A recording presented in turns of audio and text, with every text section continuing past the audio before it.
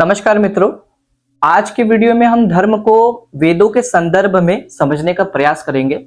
जैसा कि पिछले वीडियो में हमने ये जान रखा है कि धर्म केवल एक शब्द नहीं है, बल्कि एक ऐसा सिद्धांत है जो हमारे जीवन के हर एक पहलुओं को प्रभावित करता है। अगर हमें धर्म को समझना है तो हमें वेदों को देखना ही पड़ेगा। जैसा कि हम ये भी जानते हैं कि वेद 4 मुख्य भागों में विभाजित किए गए हैं। पहला है ऋग्वेद, दूसरा है सामवेद, तीसरा है यजुर्वेद और चौथा है अथर्ववेद। ये अलग अलग भाग हमें धर्म के अलग अलग पहलुओं को समझने में सहायता करते हैं। मैं आदेश इस सीरीज के दूसरे एपिसोड में आपका स्वागत करता हूं। चलिए शुरुआत करते हैं।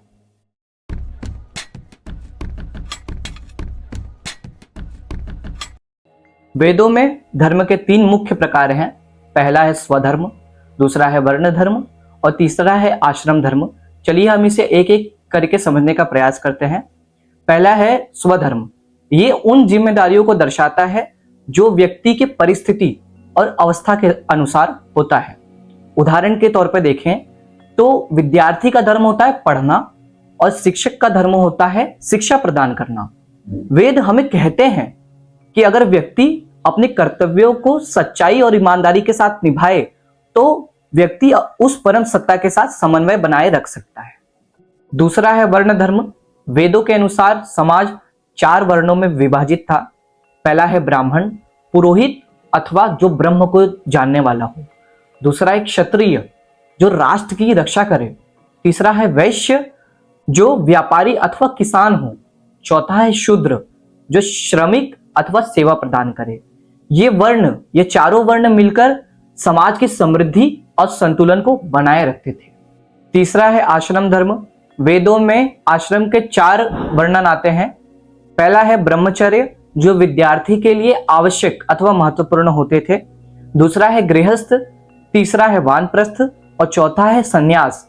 इन चारों आश्रमों के लिए वेदों में नियम अथवा निर्देश पहले से ही सुव्यवस्थित हुआ करते थे।